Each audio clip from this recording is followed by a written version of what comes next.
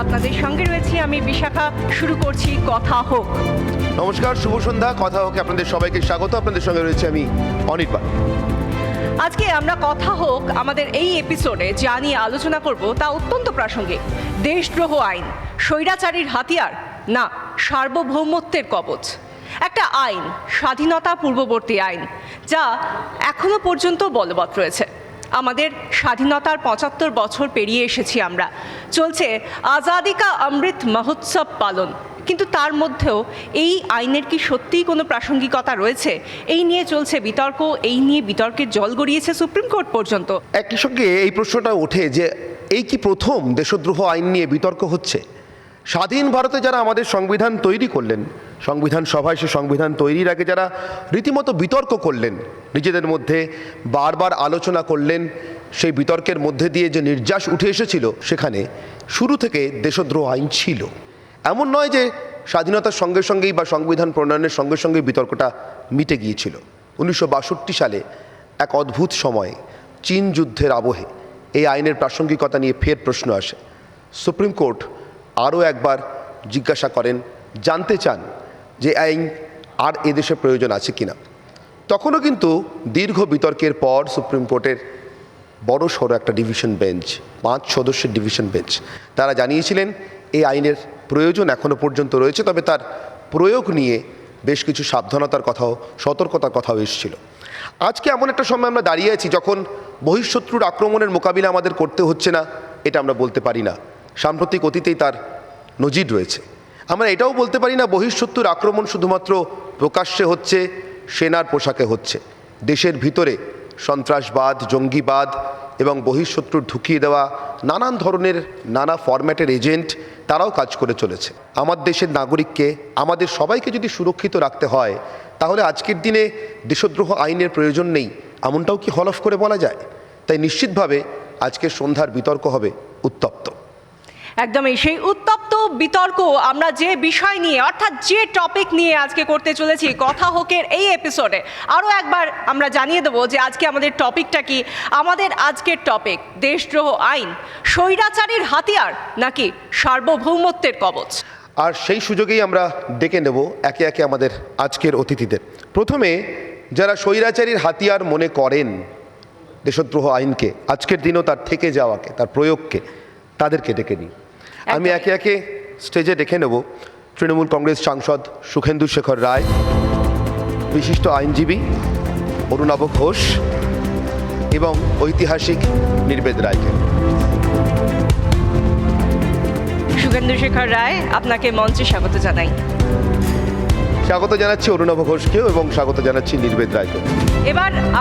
এবার আমরা যাই এই মোশনের বিপক্ষে, অর্থাৎ সার্বভৌমত্বের কবচ যারা মনে করছেন, এই মোশনের এই পক্ষ নিয়ে যারা কথা বলবেন, তাদেরকে একে একে আমরা ডেকে নেব। আমাদের সঙ্গে এই মুহূর্তে রয়েছেন দিলীপ ঘোষ, বিজেপি সাংসদ এবং বিজেপির সর্বভারতীয় সহসভাপতি। দিলীপ ঘোষকে মঞ্চে স্বাগত জানাবো। এরপর আমরা দেখে নেব আইনজীবী প্রিয়াঙ্কা টিব্রেওয়ালকে। আইনজীবী প্রিয়াঙ্কা টিব্রেওয়াল, যাকে আমরা এই যাবৎকালে বিশেষ করে 2021 বিধানসভা নির্বাচনের পর থেকে বারবার বিভিন্ন সময় কোর্ট রুম হোক বা কোর্টের বাইরে হোক বা উত্তপ্ত বিতর্ক, সব জায়গাতেই তাকে দেখেছি। প্রিয়াঙ্কা টিব্রেওয়ালকে স্বাগত জানাই। সেই সঙ্গে আমরা এবার ডেকে নেব আইনজীবী অনির্বাণ গুহ ঠাকুরতাকে। এই মুহূর্তে যে সমস্ত কোর্টে কেস চলছে, বিশেষ করে এই মুহূর্তে সবথেকে বেশি প্রাসঙ্গিক, সবথেকে বেশি যেগুলো সত্যিকারের বিতর্ক তৈরি করেছে, সেই সমস্ত কেসগুলোর অন্যতম আইনজীবী হিসেবে আমরা বারবার দেখেছি অনির্বাণ গুহ ঠাকুরতাকে। তাকে আমরা স্বাগত জানাচ্ছি আমাদের মঞ্চে। প্রত্যেক বক্তাকে প্রথমে 3 মিনিট সময় দেওয়া হবে। তার 3 মিনিট শেষ হওয়ার পরে ইন্টারজেকশন, অর্থাৎ অন্য পক্ষ যদি ইন্টারজেক্ট করতে চান, সেক্ষেত্রে তাকে 1 মিনিট সময় দেওয়া হবে এবং তিনি পরবর্তী বক্তা হিসেবে 3 মিনিট সময় পাবেন। অনির্বাণ, এবার তোমার পালা, তুমি ডেকে নাও প্রথম বক্তাকে। যেভাবে হাউস বিলংস টু অপোজিশন, সেইভাবেই অপোজিশনের জায়গা থেকে শুরু হোক। যারা মনে করছেন স্বৈরাচারীর হাতিয়ার, তাদের পক্ষ থেকে প্রথম মুখপাত্র হিসেবে সুখেন্দু শেখর রায়, তৃণমূল কংগ্রেস সাংসদ, একই সঙ্গে বর্ষিয়ান আইনজীবী। সুখেন্দু শেখর বাবু, প্লিজ। আমি ইতিহাসের পিরামিড না খুঁড়েও বলতে পারি যে এই আইনটির বিরুদ্ধে প্রথম যে প্রতিবাদ উঠেছিল সেটা বাংলার বুক থেকে, এবং সেটা করেছিলেন রবীন্দ্রনাথ ঠাকুর। যেদিন আইনটি আইনসভায় পাশ হবে তার আগের দিন টাউন হলের নাগরিক সভায় কণ্ঠরোধ নামে একটি প্রবন্ধ তিনি রচনা করেন এবং সেই প্রবন্ধটি পাঠ করে এই আইনের প্রতিবাদে বাংলার মানুষকে, দেশের মানুষকে ঐক্যবদ্ধ করার আহ্বান জানান। প্রথম যে মানুষটি এই আইনের শিকার হয়েছিলেন তা বলা হয়েছে এখানে যোগেন্দ্রচন্দ্র বসু। তিনি বঙ্গবাসী পত্রিকার সম্পাদক ছিলেন এবং পরবর্তীকালে অরবিন্দ ঘোষ, তিলক, মহাত্মা গান্ধী থেকে শুরু করে আমাদের সমস্ত জাতীয় বীর এবং বিপ্লবীদের বিরুদ্ধে এই আইন প্রয়োগ করা হতো। কথাটা এমন নয় যে কলোনিয়াল রুলে এটা আইনটা চালু ছিল বলে এটা আজকে বাতিল করতে হবে, ব্যাপারটা তেমন নয়। জেনারেল ক্লজেসে একটা চলুন আবারও বলবেন, এটা এখনও রয়েছে, সেটা থাকতেই পারে, সেটা নয়। কিন্তু যেভাবে আমাদের দেশের মানুষের কণ্ঠরোধ করার জন্য, স্বাধীনতা সংগ্রামকে স্তব্ধ করে দেওয়ার জন্য ঔপনিবেশিক শাসকেরা এই আইনের দুরুপযোগ করেছিল এবং আইনটাকে নিয়ে এসেছিল, সেটা পরবর্তী সময়ে সংবিধান সভাতেও আপত্তিটা তুলেছিলেন সবচেয়ে সজোরে। তিনিও একজন বাঙালি সিপিআই নেতা সোমনাথ লাহিড়ী। সুতরাং এর বিরোধিতা প্রথম দিন থেকে হচ্ছে, স্বাধীনতার আগে এবং পরে। দুর্ভাগ্যের বিষয় যে 62 এবং 67, 62 এবং 65 এই 2 সালে চীন এবং পাকিস্তান যুদ্ধের পরে আমাদের দেশে ইউএপিএ বা আনলফুল অ্যাক্টিভিটিস প্রিভেনশন অ্যাক্ট চালু হয়, সেটাও রাষ্ট্রদ্রোহিতাকে দমন করার জন্য। সেটা থাকা সত্ত্বেও এই 124-এর এ ধারা ক্রিমিনাল আইপিসিতে থাকবে কেন, এই নিয়ে মামলা হয়েছে। সুপ্রিম কোর্ট নানা রকম জাজমেন্ট দিয়েছে। সবশেষে সুপ্রিম কোর্ট যে স্থগিতাদেশ বা স্টে দিয়েছে, সেটা আশা জাগিয়েছে আমাদের সকলের মনে, যারা মুক্তিকামী মানুষ, যারা মনে করে যে গণতন্ত্রে বিরুদ্ধ স্বর থাকাটা প্রয়োজন। তাহলে গণতন্ত্র কখনো শক্তিশালী হয় না, কিন্তু বিরুদ্ধ কেউ কথা বললেই তাকে পুড়ে নিয়ে, কারণ কোনো ওয়ারেন্ট লাগে না, যখন তখন যাকে এইটা লাগিয়ে দিয়ে জেলে পাঠিয়ে দেওয়া যায়। ওই সিদ্দিক কাপ্পার নামে একজন সাংবাদিক হাতরসের ঘটনা যাচ্ছিল কভার করতে, তাকে মাঝপথ থেকে তুলে নিয়ে জেলে পাঠিয়ে দেওয়া হলো, আজও জেলে রয়েছে। ভারভারা রাওয়ের মতো একজন অশীতিপর বৃদ্ধ যে ক্যাথিটার ছাড়া চলতে পারে না, তাকে পর্যন্ত জেলে কাটাতে হয়েছে। স্ট্যান স্বামীর মতো মানুষ জেলেই মারা গেলেন।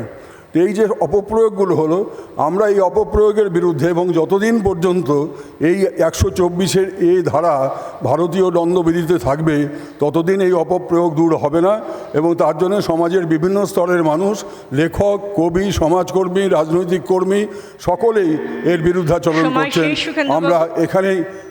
আমরাও এখানে বিরুদ্ধাচরণের জন্যই এসেছি। আপনি একটু থাকবেন, আপনি প্লিজ একটু থাকবেন পোডিয়ামে।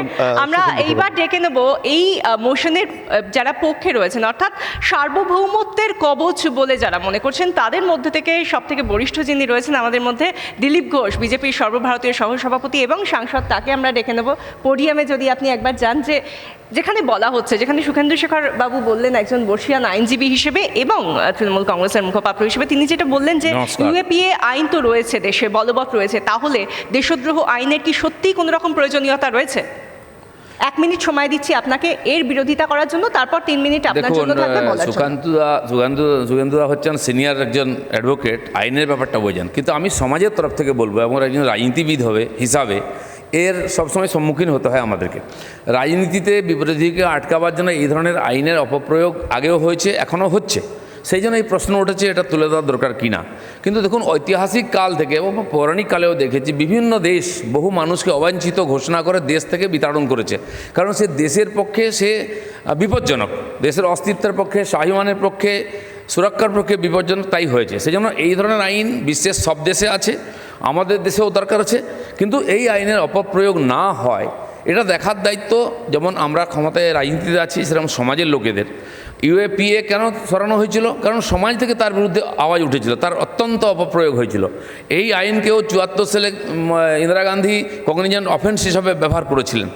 এবং এনডিপিএস যে কেস চলছে, আমার মনে হয় সমস্ত আইনের চেয়ে সবচেয়ে বেশি যাদের অপরাধী ঘোষণা করে জেলে ঢুকিয়ে রাখা হয়েছে, বিশেষ করে পশ্চিমবাংলায় হাজার হাজার যুবককে, যেহেতু বিরোধী পক্ষে তারা রাজনীতি করেন। ইন্টারজেকশনের জন্য 1 মিনিট যে সময় বরাদ্দ ছিল আপনার, সেই সময়টা শেষ হয়েছে। কিন্তু এবার আপনার তরফে যেটা বলার, যে সার্বভৌমত্বের হাতিয়ার, সার্বভৌমত্বের কবচ, সেই বিষয় নিয়ে আপনার যদি কিছু বলার থাকে সেটা শুনবো। কিন্তু তার আগে সুখেন্দু শেখর বাবু যদি কিছু বলেন, যেটা 1 মিনিট সময় শুরু আপনার। দিলীপ বাবু বললেন সব দেশে আছে, প্রথমটা বলা উচিত, আমার জানিয়ে দেওয়া উচিত ওনাকে, যে যারা এই আইনটা আমাদের দেশে বলবৎ করেছিল, অর্থাৎ ইংল্যান্ড, সেই ইংল্যান্ডে এই আইনটা তারা প্রত্যাহার করে নিয়েছে, সেখানে এই আইনের কোনো অস্তিত্ব নেই।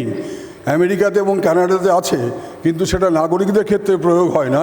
এটা প্রয়োগ হয় মিলিটারি বা পুলিশের যদি বিদ্রোহ করে, তবেই তাদের বিরুদ্ধে রাষ্ট্রদ্রোহের অভিযোগে আইনটা প্রয়োগ করা হয়। সুতরাং সব দেশে নেই বিসমিল্লাহ গলদ, এরকম একটা ভুল তথ্য আপনি বললেন, আমি আপনাকে সংশোধন করার চেষ্টা করলাম। না দেখুন, পণ্ডিত নেহরু এই আইন তুলে ধরার কথা বলেছিলেন 100 বছর পরে সেই আইনের, কিন্তু তোলা হয়নি। এটা সবাই অনুভব করেছেন যে এটা অপপ্রয়োগ হচ্ছে। আর যে পটভূমি থেকে আইন তৈরি হয়েছে, ইংরেজরা আমাদের দেশের জাতীয় আন্দোলনকেও আটকাবার জন্য, বিপ্লবীদের আটকাবার জন্য, বিশেষ করে 1857 সালে মহাবিদ্রোহের পরে এই ধরনের আন্দোলন আরও হবে, তার থেকে সরকারকে এবং ক্ষমতাকে বাঁচাবার জন্য এই আইন তারা নিয়েছিল। অভিসন্ধি হিসাবে আইন আনা হয়েছিল, হয়তো তুলে দেওয়া উচিত ছিল। আমি বলছি কেন তোলা হয়নি? আজকে আমাদের মাননীয় প্রধানমন্ত্রী, মুখ্যমন্ত্রীর যে আইন সম্মেলন হয়েছিল সেখানে এই শব্দ এনেছেন যে এটা সংস্কার হওয়া দরকার, রিথিঙ্কিং হওয়া দরকার। সুপ্রিম কোর্টে একই কথাই বলেছেন। আমার মনে হয় মোদি এসে 1200 আইনকে তুলে দিয়েছেন অপ্রয়োজনীয়। এটা যদি অপ্রয়োজনীয় মনে হয় নিশ্চয়ই সমাজ যেটা বলবে, কিন্তু আমার মনে হয় যে ধরনের পরিস্থিতিকে আমরা পার হয়ে এসেছি গত 40 বছর ধরে, টেরোরিজম, দেশ বিরোধিতা, প্রকাশ্যে দাঁড়িয়ে কেউ পাকিস্তান জিন্দাবাদ বলবে, দেশের সার্বভৌমত্বকে চ্যালেঞ্জ করবে, তার জন্য এই ধরনের আইন দরকার আছে। কিন্তু অপব্যবহার না হয় এটা সবাইকে লক্ষ্য রাখতে হবে। এই প্রসঙ্গে আমি একটি কথাই বলতে চাই, শুধুমাত্র খুব সংক্ষেপে, যে আমাদের যে ইন্ডিয়ান পেনাল কোড, এই 124-এর এই ধারা নিয়ে আমরা আলোচনা করছি, 120 থেকে 122 ধারাতেও কিন্তু এই ধরনের সন্ত্রাসমূলক কাজকলাপ বন্ধ করার প্রভিশন রয়েছে। এবং আমি আগে উল্লেখ করেছি ইউএপিএ, তাতে পরিষ্কারভাবে রাষ্ট্রদ্রোহিতার জন্য যে কোনো মানুষকে দমন করা যেতে পারে, সেটাও একটা দমনমূলক আইন আমাদের দেশে রয়েছে। সুতরাং 124-এর ধারার কোনো প্রয়োজন নেই বলে আমি মনে করি। এই যে সরকার, বিদেশ থেকে আসা একটা সরকার নিজেদের দেশে, আমাদের দেশে আইন তৈরি করেছিল আমাদেরকেই তাদের বিরুদ্ধে মত প্রকাশের স্বাধীনতা থেকে দূরে রাখবার জন্য, এবং তাতে এই যে ব্যাখ্যাগুলো ছিল এগুলো আজও হুবহু আমাদের জন্য কিভাবে প্রযুক্ত হতে পারে? দিলীপবাবু, আপনার সময় শুরু হচ্ছে এখন। না দেখুন, যেটা আমরা শুরু করলাম যে ব্রিটিশ আমলে ব্রিটিশ স্বদেশী আন্দোলনকে আটকাবার জন্য এই আইনের নিয়ে এসলো, এবং যেটা করেছে পুরোটাই অপপ্রয়োগ করেছে। এবং তাদের শাসন ব্যবস্থা, তাদের বিচার ব্যবস্থা, তারা যে কোনো লোককে নিয়ে এসে ফাঁসি দিয়ে দিত, আপিল করার জায়গা ছিল না, শুনতেও না কেউ।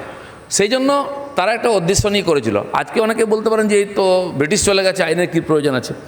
আইনের প্রয়োজন এই জন্য আছে, আজকে অনেক মাধ্যম এসে গেছে। সোশ্যাল মিডিয়া, টেরোরিজম ছড়াবার জন্য সোশ্যাল মিডিয়া সবচেয়ে বড় মাধ্যম। আপনারা দেখেছেন অনেক টেরোরিস্ট অর্গানাইজেশন তাদের অ্যাক্টিভিস্টকে কালেক্ট করার জন্য, সদস্য সংগ্রহের জন্য সোশ্যাল মিডিয়াকে ব্যবহার করছে, এখনও করছে, এবং তার মাধ্যমে বহু লোক যুক্ত হচ্ছে। এবং সোশ্যাল মিডিয়ার মাধ্যমে দেশে ঘৃণা, সন্ত্রাস আর ছড়াবার একটা বড় প্রক্রিয়া শুরু হয়েছে। তো এই সব অ্যাক্টিভিটিকে আটকাবার জন্য এই ধরনের আইনের প্রয়োজন আছে, এবং আজকে যুগানুকূল আপডেট করার দরকার আছে আইনকে। ইউএপিএর কথা হলো রাষ্ট্র সুরক্ষা আইন, আগে তো ছিল না। কংগ্রেস সরকার আইন এনেছিল, কেন?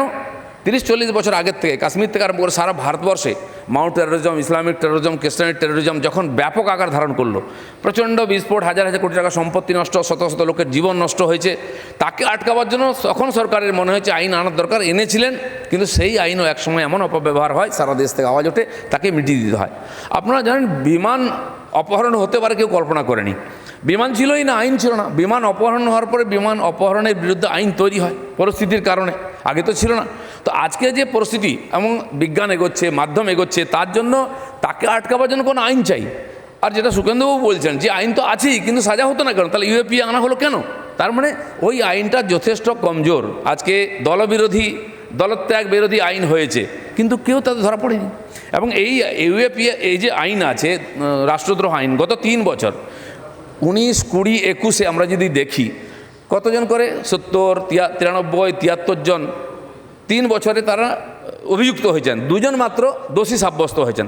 তার মানে ইচ্ছাকৃতভাবে এটা অপপ্রয়োগ করা হয়েছে, বেশিরভাগ ক্ষেত্রে রাজনৈতিক উদ্দেশ্য নিয়ে। আমি যেটা আগে বললাম, এনডিপিএস, গাঁজা কেস, ড্রাগ কেস, পশ্চিমবাংলায় সবচেয়ে বেশি অপব্যবহার। বিরোধীকে আটকে দিতে হবে, ফাঁসিয়ে দিতে হবে।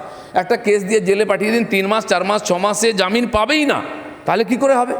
এই উদ্দেশ্যে যদি আইন প্রয়োগ করা হয়, যে কোনো আইনকে আপনি অপব্যবহার করতে পারেন। বন্দুক কেন তৈরি হয়েছিল? শত্রুর সঙ্গে লড়ার জন্য। সাইকেল কেন আবিষ্কার হয়েছিল?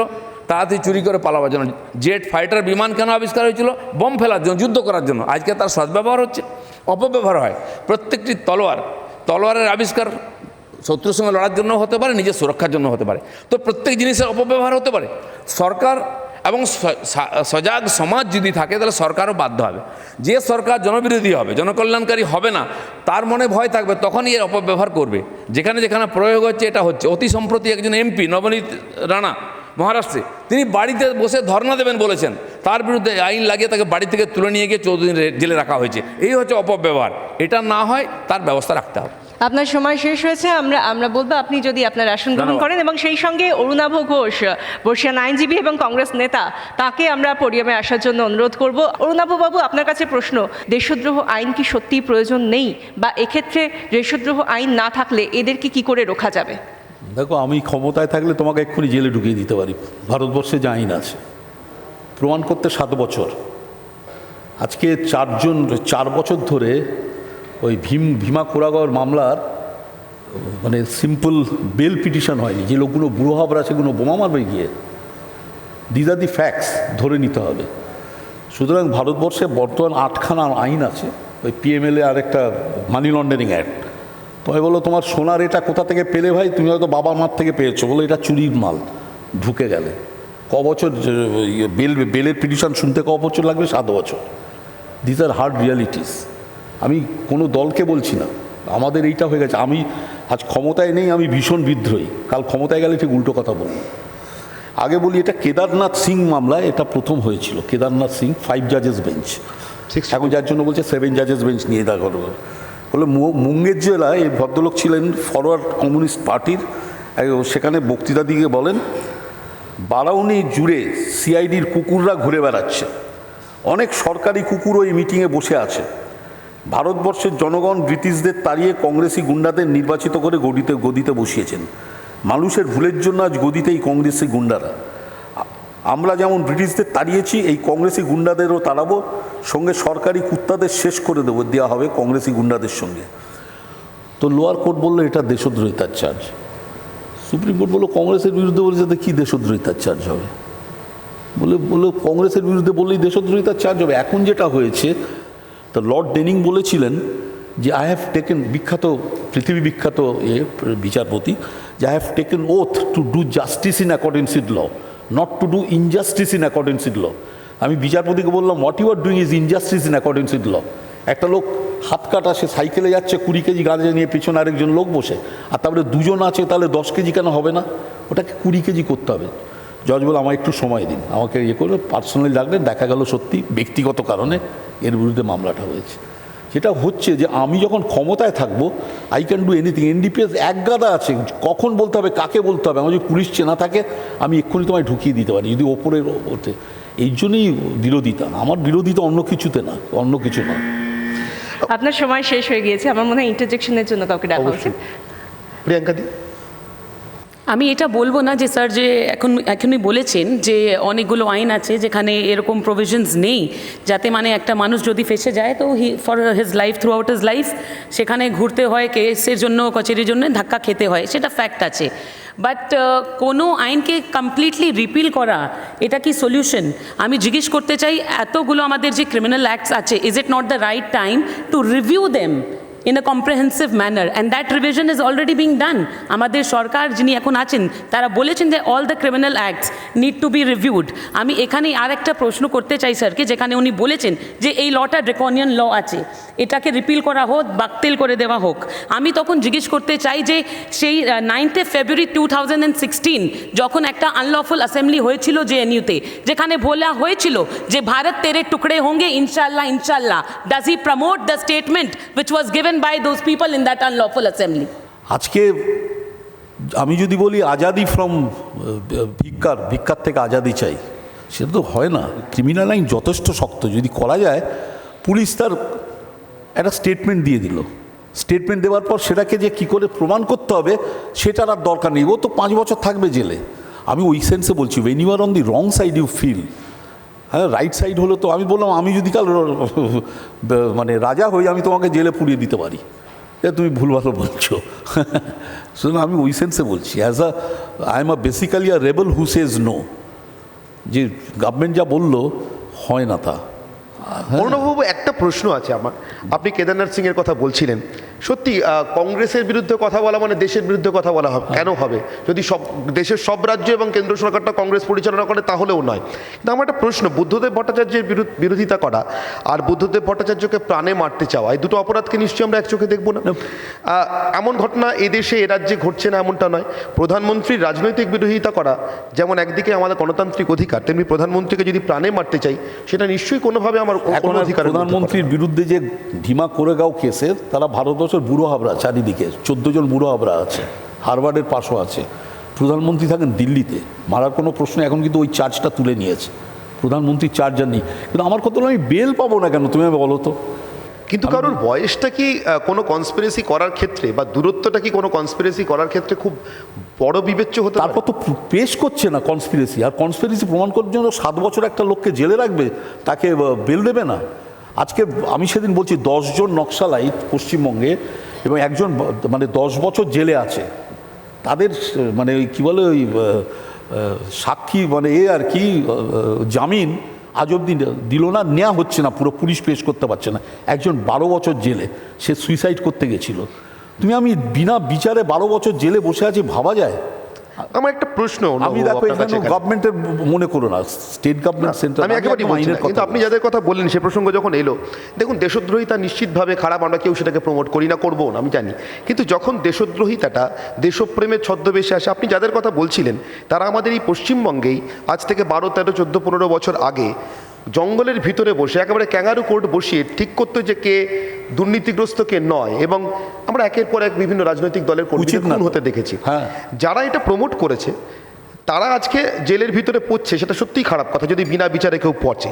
কিন্তু যারা এটা প্রমোট করেছে তারা তো সত্যি সত্যি দেশদ্রোহী, তার কারণ দেশের মানুষকে তারা খুন করেছে। প্রমাণ করো, এটা 12 বছর লাগে, প্রভোগ করতে 12 বছর লাগে। সিপিএমের 265 জন মারা গেছে এতে। সুতরাং আজ এই নকশালরা যদি ক্ষমতা আসে, সে একই ট্রিটমেন্ট আমাকে করবে? ইজ ইট মানে সাপোর্টেবল?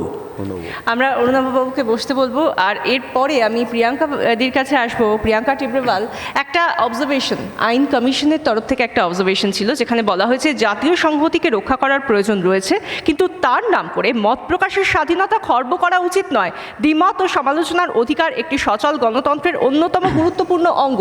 কিন্তু দেশদ্রোহী বা দেশদ্রোহ আইনের ক্ষেত্রে এই অ্যালিগেশনগুলোই কিন্তু বারবার আসে যে এই অ্যালিগেশনগুলোকে সামনে রেখে কোনো ব্যক্তিকে কোনোভাবে ফাঁসিয়ে দেওয়া হয়, এই অভিযোগটা বারবার আসে। দেখুন, আমি আবার বলবো, আপনার 3 মিনিট সময় শুরু। আমি আবার বলবো যে there are lot of anti India forces, যাদের মুখ থেকে আমরা এই কথাগুলো শুনেছি, অনেকবার শুনেছি, যারা অভিবক্তার আজাদি, ফ্রিডম অফ স্পিচ নিয়ে কথা বলেন। কিন্তু article 19(2) there is a provision where we speak of limited restrictions, where we speak of restrictions which are reasonable. তো সেখানে অভিবক্তার আজাদি নিয়ে যে কথা যারা প্রশ্ন করেন বারবার, ওখানে বলা আছে। তো এটার আনসার এখানে হয়ে গেল। আবার আমি দেখলাম যে স্যার আরও কথা বলছিলেন, আমি কিন্তু মনে করে দিতে চাই যে এখন সরকারের বিরোধিতা করার জন্য এই প্রশ্নটা বারে বারে আসছে, কিন্তু during the time of emergency nobody said that this should be repealed. কেউ বলেনি যে এটা বাতিল করা হোক, তো তখন কেউ প্রশ্ন করেনি, আজকে সবাই করছে। আমি আবার বলি যে আমি মনে করি যে এই যে আইন আছে, it is a shield of সভরেনিটি। দেখুন, যদি সরকার দেশের উন্নতির জন্য, দেশকে রক্ষা করার জন্য যদি সিদ্ধান্ত নিতে হয়, কেন্দ্রীয় সরকারকে সাহায্য করে এই আইন। যদি এই আইন না থাকে তাহলে আপনি প্রত্যেকটা জিনিসে সরকারের বিরোধিতা করবেন। আপনি করুন, you have a right to protest, but it should be peaceful, that is what the law says. যদি আপনার প্রোটেস্ট কোনো ধরনের ভায়োলেন্সকে ইনস্টিগেট করে বা কোনো ধরনের ভায়োলেন্স হয়, তাহলে কিন্তু it will not be appreciated. This is what the law is all about. Bhima Koregaon case, hate speech হয়েছিল, কে দিয়েছিলেন? ওমর খালেদ। আর তারপরে কি হলো? It led to violence. তো সেখানে যদি সরকারের হাতে এই আইন না থাকে, আপনি কি করে বিরোধিতা করবেন? আপনি আজকে বলছেন ইউএপি এর দরকার নেই। যদি ইউএপি এর দরকার নেই, তাহলে আজকে যদি দেশের ভিতরে ইন্টারনাল এমার্জেন্সি সিচুয়েশন আসে, সরকার কি করবে? যদি মাওয়িস্টরা আসে, যদি তারা এই ধরনের স্টেপ নেয়, তারা কি করা হবে? আমি ওই কথাটা আবার রিপিট করব, যেটা আমি জেএনইউ নিয়ে কথা বলেছিলাম 9 ফেব্রুয়ারি 2016। আরও অনেকই স্লোগান আমরা শুনেছিলাম, যেখানে বলা হয়েছিল আফজল হাম শর্মিন্দা হে তেরে কাতিল জিন্দা হে। তাহলে আজকে যারা এই আইনের বিরোধিতা করছে, তার মানে আপনারা কি বলতে চাইছেন? তারা যা বলেছিল তা সত্যি ছিল? Afzal, who was Afzal Guru? He attacked the parliament. He attacked the democracy of our country. যদি তার এগেনস্টে আমরা প্রশ্ন তুলেছি, সেডিশন অ্যাক্টে মামলা দর্জ হয়েছে, তাহলে তার মানে ওটা সেডিশন ছিল না? তো এই কথাগুলো মনে রাখতে হবে। দেখুন, ভারত তেরে টুকরে হোঙ্গে, আপনি আবার, আমি দেখলাম শুভেন্দুদা বলেছিলেন যে এই ল যারা নিয়ে এসেছিলেন ইউকে থেকে কিন্তু তাদের দেশে এখন নেই। আমি জিজ্ঞেস করতে চাই, কতবার আপনি ইউকেতে বা ইউএসএ শুনেছেন যে ইউকে তেরে টুকরে হোঙ্গে, ইউএসএ হাম শর্মিন্দা হ্যাঁ তেরে টুকরে কেউ নেই হো রে, ওগুলো ওখানে বলার সাহস নেই। কিন্তু ইন্ডিয়াতে there is freedom of speech and democracy which the state government has, with the central government has given you the authority to raise questions. আপনি প্রশ্ন তুলতে পারেন, কিন্তু সরকারের বিরোধিতা করার জন্য প্রত্যেকটি কান্ট্রির ইন্টেগ্রিটিকে আপনি চ্যালেঞ্জ করতে পারেন না। অত্যন্ত গুরুতর অবজেকশন। আইনের অপব্যবহার নিয়ে আমরা এতক্ষণ শুনছিলাম, প্রিয়াঙ্কা বলছেন স্বাধীনতার অপব্যবহার নিয়ে। মত প্রকাশের স্বাধীনতার অপব্যবহার যদি দেশদ্রোহ পর্যন্ত মানুষকে প্ররোচিত করে তাহলে আইনটা কেন আজকের দিনে অপ্রয়োজনীয় হবে? প্লিজ প্লিজ রৌনক বাবু, আপনাকে 1 মিনিট সময় দিচ্ছি আমরা। স্কটল্যান্ডের 3বার ওরা বলেছিল ব্রিটিশ আইল্যান্ডের সঙ্গে থাকবো না, ভোটে অন্য জিনিস হয়েছিল। রোজা লুক্সেমবার্গ স্ট্যালিনকে লিখেছিলেন, স্ট্যালিন বলছে আমার দেশে গণতন্ত্র আছে। বলে হ্যাঁ গণতন্ত্র আছে, মানে এই ভেবে দেখো না যে তোমার যারা লোক তোমার সুখ্যাতি করছে তার মানে গণতন্ত্র না, তোমার বিরোধী পক্ষের কথা তারা বলতে পারছে কিনা সেটাই গণতন্ত্রের বিচার হবে। অর্থাৎ ক্ষমতার অপব্যবহারের কথা বলছেন অরুণাভ বাবু। সুপ্রিম কোর্টে একটা পিআইএল করা হলো for quashing the provisions in the criminal law. Is it possible, আমি জিজ্ঞেস করতে চাই অরুণাভ স্যারকে, is it possible by a PIL যে ইন্ডিভিজুয়াল আছে, যে অ্যাগ্রিভড পার্সন আছে বা পার্টি আছে, you go for a bail application, how can you use a PIL to quash the entire provision? এটা পসিবল না। তারপরে আমি আরেকটা জিনিস বলতে চাই, আজকে সুপ্রিম কোর্ট যা স্টে লাগিয়েছে, কি বলেছে সুপ্রিম কোর্ট? কোনো এফআইআর দর্জ হবে না, যে এফআইআর দর্জ হয়েছে সেগুলোকে ইনভেস্টিগেশন স্টপ করে দিতে হবে। 124-এ যারা আছে তারা আসুন সুপ্রিম কোর্টের কাছে বেল নিয়ে নিন। আমি বলতে চাই, যেখানে আপনি এই কথাগুলো বলেছেন, একটা 3 বেঞ্চ বলেছে, সেখানে তো কেদারনাথের জাজমেন্ট রয়েছে, which was a 5 bench judgment which has been constitutionally upheld. 124 আমি তুমি সাপোর্ট করো যাই করো, আজ তো প্রধানমন্ত্রী নিজে বলেছেন যে ভাই ওটাকে রিভিউ করার দরকার, ওটাকে সাপোর্ট করলে I will also support NDPS. Sir আমি বলছি আই এম অলসো সাপোর্টিং, কিন্তু আমি বলছি there needs to be NDPS মানে মাদক সংক্রান্ত একটা আইন বা তার ব্যবহার, সেটা দেশদ্রোহ সংক্রান্ত একটা আইন বা তার ব্যবহারের সঙ্গে কিভাবে তুলনীয় হতে পারে? আমরা তো আলোচনা করছি আমি দেশদ্রোহ তাই আইন। বলছি প্রিভেন্টিভ ডিটেনশন, যে কোনো এতে তোমায় আটকে দিতে পারে। পশ্চিমবঙ্গ দেখোনি তো, তুমি থানায় গিয়ে দেখো এনডিপিএস এর কটা মামলা আছে, এই তো বসে আছে দিলীপ। অর্ণবদা, ইউএপিএতে অতি সম্প্রতি পার্লামেন্টে আমরা অ্যামেন্ডমেন্ট করেছি, সেটা নিয়ে ওনারা বিরোধিতা করেছেন। তখন অর্গানাইজেশনকে ব্যান করা হতো, ব্যক্তি নতুন অর্গানাইজেশন খুলে দিত, টেররিস্ট অর্গানাইজেশন। এখন ব্যক্তিকে ব্যান করার জন্যই সেখানে পরিবর্তন বলো হয়েছে। তুমি। এই ধরনের অ্যামেন্ডমেন্ট সময়ের জন্য প্রয়োজন। আমি দেখো বিরোধী রাজনীতি তুমিও করেছো, এখনো করছো, ফেস করতো, যে ফেস করে he knows what is what. আমার একটা ছোট্ট প্রশ্ন অনুভব সেক্ষেত্রে, আমি তারপরে যাবো সুগন্ধি শেখরবাবু দাঁড়িয়ে রয়েছেন বলবার জন্য। ছোট্ট প্রশ্ন, আচ্ছা তাহলে এমার্জেন্সির যে এত বিপুল অপব্যবহার আমরা দেখেছি, আমরা অপব্যবহার নিয়ে বলছি তো, তারপর তো জরুরি অবস্থা আইনটা দেশ থেকে বাদ দিইনি আমরা। কি জরুরি অবস্থা হ্যাঁ আইনটা তো বাদ দিইনি আমরা, আচ্ছা, এত বিপুল অপব্যবহার দেখার পরে। একটা মজা বলি, আমি যখনই সিপিএমের লোকেরা বলে জরুরি অবস্থা, বলে কে অ্যারেস্ট হলেননি কেন আপনি? অ্যারেস্ট হয়েছিল কটা লোক, টপ লোকগুলো অ্যারেস্ট হয়েছিল। জরুরি অবস্থায় কাজও হয়েছিল, আমি বলছি না, আমি সেন্সে ইট ইজ জাস্টিফাইড হয়েছে। আমি ওই সেন্স, ইন্দিরা গান্ধীরটা যদি খারাপ হয় তাহলে এগুলো খারাপ নয় কেন? আমি তো ইন্দিরা গান্ধীর ওতে জেলে গেছি, ও তো জানে না। আমার প্রশ্নটা দেশদ্রোহ যদি খারাপ হয়, দেশদ্রোহ আইন যদি খারাপ হয়, তাহলে জরুরি অবস্থা খারাপ নয়? না, ওটাও তাহলে ফেলে দেওয়া যায় সংবিধান। না, জরুরি দেশদ্রোহিতা তো এক জিনিস, তুমি অ্যালেজ করলে প্রমাণ করো, আমি তো সেটাই বলছি। আমার এবার মনে হয় সুখেন্দু শেখর রায়ের কাছে যাওয়া উচিত। সুখেন্দু শেখর বাবু, আপনার অনির্বাণের শেষ প্রশ্নের উত্তর আমি দিচ্ছি একটু, যে জরুরি অবস্থা খারাপ ছিল এটা ভারতবর্ষ কেন সারা পৃথিবীতে এটা আলোচিত হয়েছে, কিন্তু কংগ্রেস সরকার ক্ষমতাচ্যুত হওয়ার পরে বিরোধীরা বারবার ক্ষমতায় এসেছে, এখনও 8 বছর ধরে রয়েছে। ওই সেই প্রভিশন, যেটা কনস্টিটিউশনের যে প্রভিশনে জরুরি অবস্থা জারি করা হয়েছিল, সেটাকে বিলোপ করা হলো না কেন? 1 নম্বর। 2 নম্বর হচ্ছে, এই আমরা সম্প্রতি দেখলাম যে নাগরিকত্ব আইন সিএএ বা এনআরসির বিরুদ্ধে যখন ছাত্রছাত্রীরা আন্দোলন করছে, তখন ওখান থেকে আজাদির স্লোগান উঠেছিল। এরা বলে তো ভয়ঙ্কর, তো আজাদির স্লোগান তুলছে।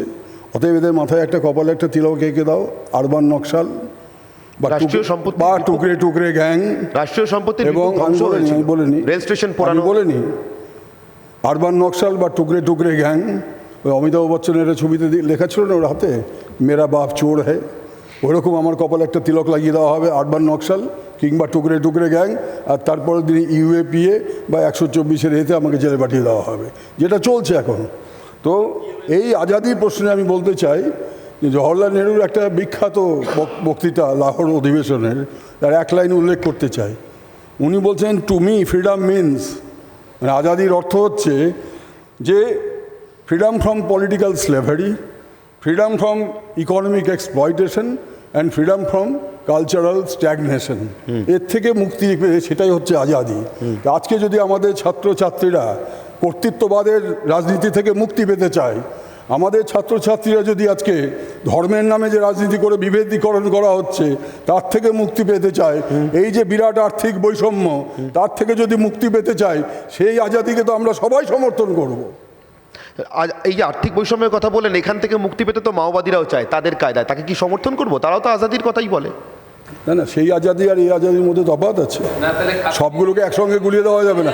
আরে কাশ্মীরে জন্মলগ্ন থেকে মিলিটারি বসিয়ে রেখে কাশ্মীরকে আপনারা এখনো দমন করতে পারেন। বেঙ্গল কি আজাদি, আসাম কি আজাদি, কেরল কি আজাদির সঙ্গে এই বলছি তো কাশ্মীরের সমস্ত দমন পীড়ন আইন প্রয়োগ করে মিলিটারি বসিয়ে রেখে 75 বছরে কাশ্মীরকে কিছু করতে পারলেন না, এখনো পণ্ডিত খুন হচ্ছে। তারপরে আর কিছু বলা উচিত না আপনাদের। কাশ্মীরকে ভাঙলেন 370 ধারা বিলোপ করলেন, কাশ্মীর ভাঙলেন 370 ধারা বিলোপ করলেন, তারপরও পণ্ডিত হত্যা হচ্ছে। 40,000 কোটি টাকা ইনভেস্ট হয়ে গেছে, একবার ঘুরে আসুন।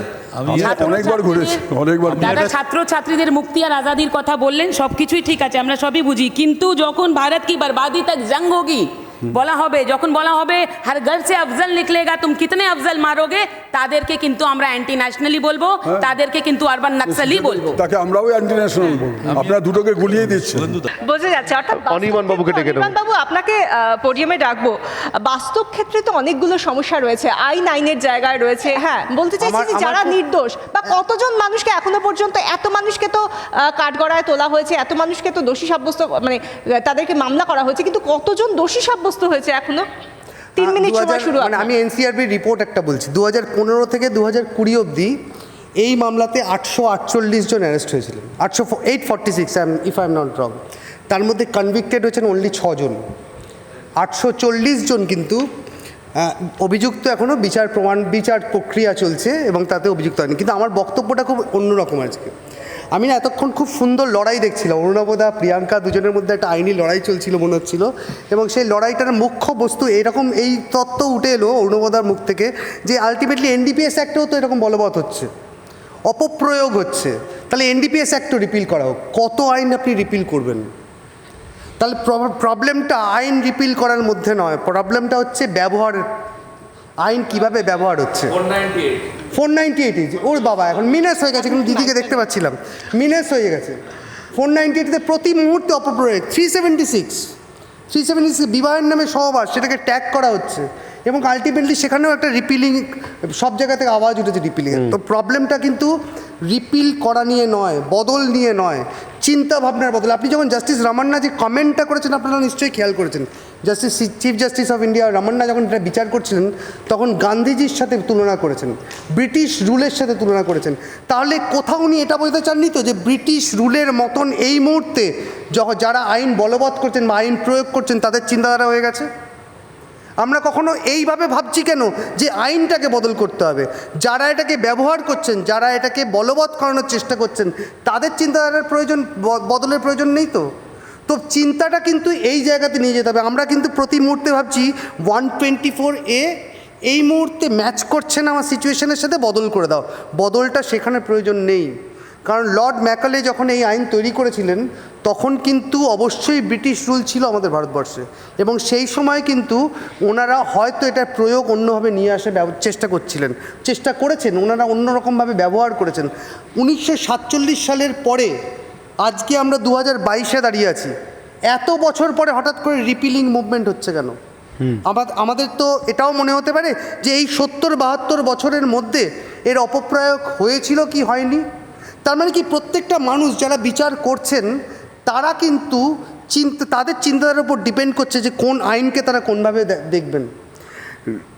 মানে কোথায় ইম্পর্টেন্ট জানেন তো? ব্যবহারটা ইম্পর্টেন্ট। এই আইন কিন্তু ক্রিটিসিজমকে আটকায় না, এই আইন কিন্তু ক্রিটিসিজমের ঊর্ধ্বে গিয়ে সেই যখন ভারতবর্ষের সরকারকে বা ভারতবর্ষের যে রাষ্ট্র ব্যবস্থা তাকে যখন অ্যাটাক করে সেইখানে গিয়ে কিন্তু একটা জ্যোতিচিহ্ন নিয়ে আসে। তো এই আইনে কিন্তু কোনো আমার স্বল্প ধারণায় আইনের কিন্তু কোনো গলত নেই। আইন যারা ব্যবহার করাচ্ছেন বা আইনকে যারা ব্যবহার করছেন সেখানে গলত। আমরা একটা জিনিস নির্ভীক বাবুকে জিজ্ঞেস ডেকে করার নেব। আছে। হ্যাঁ অনির্বাণ, যদি আমি ওকে নির্ভীক বাবুকে তুই আমরা করেই ডেকে বলি নিই। এখানে হ্যাঁ তুমি স্যার, বলে যাই হোক। স্যার যখন জিজ্ঞেস করেন আমার ভয় লাগে কিন্তু, কারণ উনি আমাকে আচ্ছা, এর জন্য দায়ীটাকে হ্যাঁ এর জন্য দায়ী অ্যাকচুয়ালি স্যার আমরা যদি এইভাবে একটু নিজের সমালোচনা স্যার করো না, আপনি আমি জুডিশিয়ারি। সবাই ভোট দিয়ে আমরা দায়ী। আমার মনে হয় একটা এখানে যেটা টেকনিক্যাল গন্ডগোল, এক তো এই আইনের মধ্যে ক্ল্যারিটি নেই কোনটা দেশদ্রোহিতা বলা নেই। ঠিক। দ্বিতীয় হচ্ছে সরকার বিরোধিতাকে দেশদ্রোহিতা বলে চালিয়ে দিয়ে আমাকে ফাঁসিয়ে দেওয়া হচ্ছে।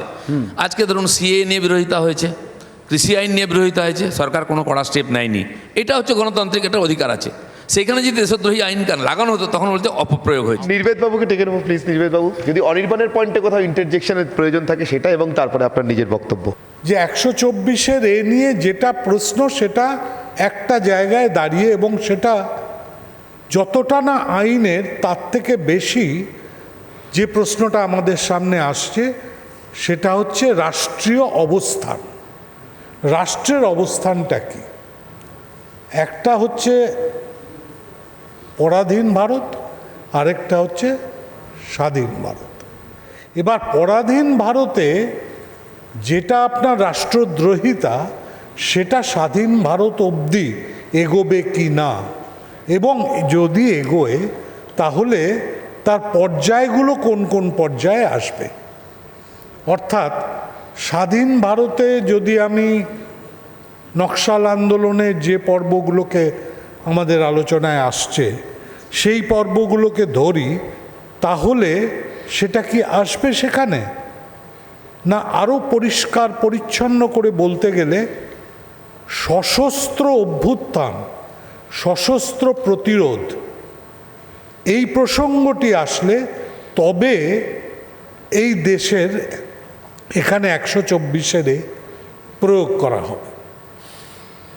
এবার এই প্রসঙ্গে যেই আপনি আসবেন সেই প্রসঙ্গে অরুণাভ ঘোষ একটু আগে বলেছেন যে প্রমাণ করতে হবে যে এটা কতটা সশস্ত্র ছিল, কতটা প্রতিরোধ ছিল, এবং এরা কিভাবে সেটা করা হয়েছিল, তার জন্যে কতদিন সময় লাগা দরকার, খুব ইম্পর্ট্যান্ট।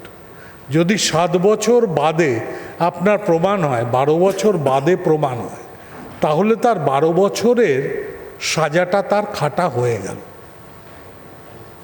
এটা স্বাধীনতার ক্ষেত্রে, স্বাধীন দেশের ক্ষেত্রে অত্যন্ত অন্যায় কাজ। প্রশ্নটা তাহলে হলো এই আইনটা কি আদৌ থাকবে কি থাকবে না? সবচেয়ে বড় কথা যে এই মুহূর্তে আমাদের দেশে মনমোহন সিংয়ের আমলে, আমি ব্যক্তিগত রাজনীতির কথা বলছি না, কিন্তু বাস্তব, মনমোহন সিংয়ের আমলে এই আইনে একজনও ধরা পড়েনি। আজ সেইখানে যে সংখ্যক মানুষ ধরা পড়েছেন আমরা সেটা সবাই জানি। সেই কারণে আজকে প্রশ্ন উঠছে, সারা পৃথিবীটা এখন একটা গ্রামের মতো, এবং সেই গ্রামের বিভিন্ন প্রান্ত থেকে প্রশ্ন উঠছে যে আজকে এই আইনটা এদেশে থাকা উচিত কি না। সেই প্রশ্নের উত্তর খুঁজতে গিয়ে আমরা আজকে মুখোমুখি হচ্ছি এই কথাটি বলার। সময় শেষ, 3 মিনিট। হ্যাঁ, কোনো ইন্টারজেকশন? আমার একটা প্রশ্ন আছে স্যার। তার মানে আপনি একটা জায়গাতে তো একমত, যে সহমত পোষণ করছেন তো, যে আইনের বদল না, আইন যারা ব্যবহার করছেন তাদের বদলের প্রয়োজন। আইনের বদল করে তো আলটিমেটলি কোনো কনক্লুশনে পৌঁছানো সম্ভব নয়। তাহলে তো প্রতি আইনই অপব্যবহার যখন সব স্তরে হচ্ছে আমার বলে মনে হচ্ছে আইনটার আদৌ প্রয়োজন আছে কিনা এটা একটু বোঝা। যখন এই মানে জেল উইদাউট ট্রায়াল আর কি, যেটা বন্দি করা, তখন গণপরিষদে যখন আলোচনা হচ্ছে, মহাবীর ত্যাগ, জওয়াহরলাল নেহরু এরা অপোজ করেছিল যে এই প্রিভেনশন ডিটেনশন থাকবে না। তো মহাবীর ত্যাগী বলে একজন ভদ্রলোক ছিলেন সোশ্যালিস্ট পার্টি, সে আম্বেদকারকে বলছেন, শোনো আম্বেদকার, আমি জেল খেটেছি পায়ে বেড়ি বাঁধা অবস্থায়, আমি চাই তুমি অন্তত 7 দিনের জন্য জেল খাটো, তাহলে বুঝবে জেলটা কি জিনিস। হ্যাঁ, মহাবীর ত্যাগী। এগুলো আছে, এগুলো ছিল, আমরা সেই জন্য বলছি, অন্য কিছু মনে করিস না।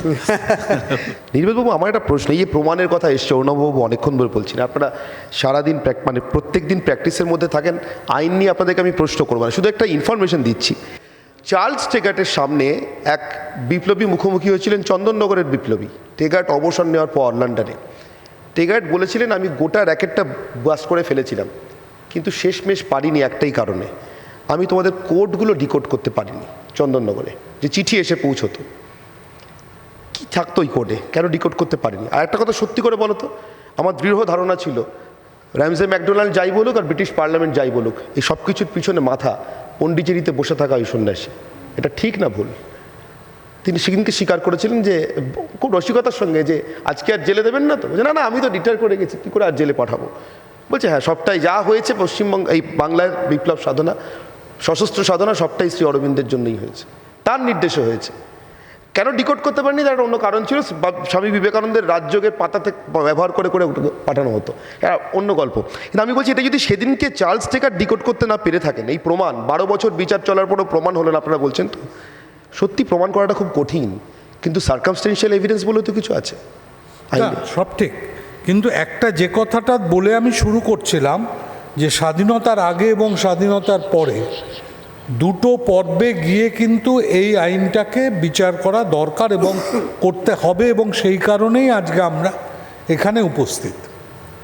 এই কারণে নয় যে এটার হিস্টোরিক্যাল অ্যানেকডোটসগুলোকে শুধু তুলে ধরা। অনির্বাণ বললেন যে আগে 846 জনের আমি মধ্যে একটা 6 জন দোষী সাব্যস্ত যিনি হয়েছে। যেটা অরুণাবদা বললেন, হ্যাঁ। বিচারের দীর্ঘসূত্রতা, সেই ব্যাপারে একটা মজার কথা বলতে চাই। আমি লোভ সামলাতে পারছি না, যেহেতু আমার বাঁ দিকে দুজন বরিষ্ঠ, ডান দিকে দুজন কনিষ্ঠ আইনজীবী আছেন। আমি বলছি, আপনি বারবার বলেন, এখনই একটা বললেন খুব জোরদার। একবার জঙ্গলেতে কিছু লোক হাতি ধরতে গেছে, বুঝলেন তো? তো দৌড়াদৌড়ি চলছে, হাতি, সেই দেখে একটা মোষ খুব জোরে দৌড়চ্ছে। দৌড়াতে দৌড়তে যখন যাচ্ছে, একটা শিয়াল দেখতে পেয়েছে। শিয়াল বলছে, আরে ভাই কাকা, তোমার কি হলো, তুমি দৌড়চ্ছ কেন? বলে, আরে বলিস না ভাই, হাতি ধরতে এসছে। বলে, তোমার কি, তুমি তো মোষ, হাতি ধরতে এসে তুমি পালাচ্ছ কেন? বলে, আর খবরদার, পাগল নাকি? যদি ধরে আমাকে নিয়ে যায়, আমি যে হাতি নই মোষ, এটা প্রমাণ করতে 20 বছর লাগবে। সেই জন্য বাবা এখানে থাকার দরকার নেই। এটা হচ্ছে আমাদের বর্তমান বিচার ব্যবস্থার অবস্থা। মানে অনেক গুরুগম্ভীর আলোচনা করছিলাম, তার মাঝখানে একটা কমিক রিলিফ। আমি একটু প্রিয়াঙ্কার কাছে আসবো, প্রিয়াঙ্কার কাছে এসেই আমাদের ছোট্ট একটা রিয়াকশন নেব, যে যেখানে ডেটা বলছে 846 জনকে এই সেডিশন লতে আটকানো হয় বা দোষী প্রমাণিত হয়েছেন, তাদের মধ্যে মাত্র 6 জন। তো এক্ষেত্রে বাকি যে মানুষগুলো, তাদের যে সময়টা গেল, তার মর্মটা কোথায় থাকবে? তাদের সেই ক্ষতিপূরণটা কে দেবে?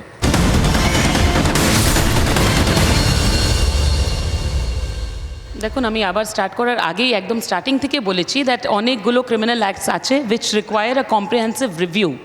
সে রিভিউর দরকার আছে, সেখানে যা চেঞ্জেসের দরকার, অ্যামেন্ডমেন্টের দরকার, সেগুলো করতে হবে।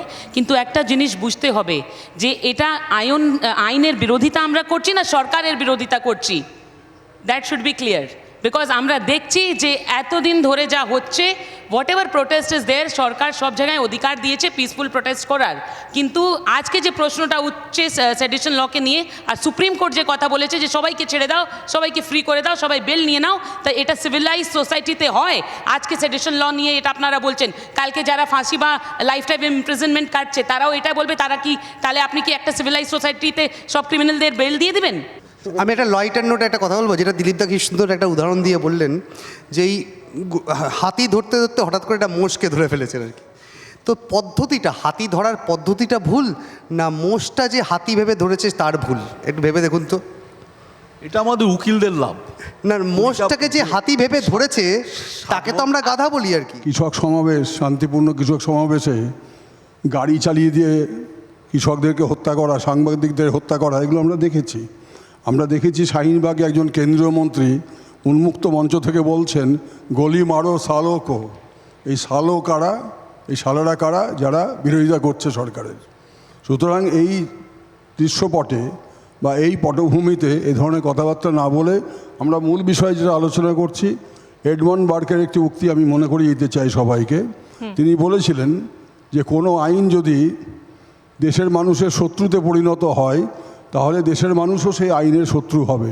এটা মানুষকে শত্রু বানানো হচ্ছে। গান্ধীজিও বলেছিলেন যে 124 এতে বলা হয়েছে যে দেশের প্রতি মমত্ববোধ বা অসন্তোষ যদি না থাকে তাহলে সে হচ্ছে দেশদ্রোহী। গান্ধীজি বলেছিলেন যে কোনো ব্যবস্থার প্রতি যদি মানুষের অসন্তোষ জাগে তাকে তার সেই অসন্তোষটা প্রকাশ করতে দিতে হবে শান্তিপূর্ণ পদ্ধতিতে। সুতরাং অসন্তোষ থাকবে, আমাদের পরিবারেও অসন্তোষ আছে, সমাজেও অসন্তোষ আছে, আমাদের বিভিন্ন লোকের মধ্যে অসন্তোষ আছে। সেই অসন্তোষ যদি স্বাভাবিক প্রক্রিয়ার মধ্য দিয়ে যদি সেটার প্রকাশ না হয় তাহলে অশান্তির আগুন জ্বলে ওঠে। এটুকুই আমার নিবেদন। আমাদের সময় একেবারে এক শেষ। মিনিট হ্যাঁ। আচ্ছা, বাবাকে ছেলেরা মানে কেন বলো তো? যুক্তির জন্য? মারের ভয়ে। মারের ভয়। That doesn't mean the father was right. আমাদের কথা ছিল দেশদ্রোহী। একটা লাইন, মানে সুখেন্দুদা যা বললেন আমি তার সাথে সম্পূর্ণ একমত যে দেশের বিরোধী আইন তাতে জিরো টলারেন্স।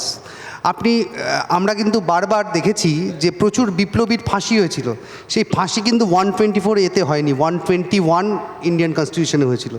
তো তার এগেনস্টে সেটা কিন্তু রিপিলিংয়ের কোনো কথাই উঠছে না, 124 এ নিয়ে উঠছে। এটা বলে আমি শেষ করছি। অর্থাৎ একদিকে বিশাখা আমার মনে হয় এতক্ষণে আলোচনার নির্যাস যেটা, সেটা এদিক ওদিক দুদিকেই যেটা কমন ছিল, সাধারণ ছিল, সেটা হচ্ছে যে আইনের অপপ্রয়োগ যেন না হয়। অসন্তোষ প্রকাশের, শান্তিপূর্ণভাবে অসন্তোষ প্রকাশের যে ক্ষমতা, যে অধিকার সংবিধান আমাকে দিয়েছে, তা যেন কোথাও খর্ব না হয়। কিন্তু এর পাশাপাশি সত্যি সত্যি যদি দেশকে ভেঙে ফেলার মতো ষড়যন্ত্র হয় তাহলে কি এমন কোনো আইনের প্রয়োজন নেই? ক্ষমতায় থাকলে এই গল্পগুলো আসে। আপনারা যতদিন ক্ষমতায় থাকেননি ততদিন এ গল্প নিয়ে উল্টো দিকে বসতে হয়নি। আগামী দিনেও তাই হবে। যদি ক্ষমতায় থাকেন তাহলেই উল্টো দিকে বসবেন, এবং আমরা ক্ষমতায় এখন নেই, বিরোধী দলে আছি, তাই আমরা এখানে বসেছি। সুগন্ধি খুব পরিষ্কার। এটা এই 124-এর সার্বভৌমত্বের রক্ষা কবচ নয়, এটা হচ্ছে কর্তৃত্ববাদের কবচ। দিলীপ বাবু, দেখুন, এই আইনটা যে পরিপ্রেক্ষিতে তৈরি হয়েছিল, ব্রিটিশ করেছিল।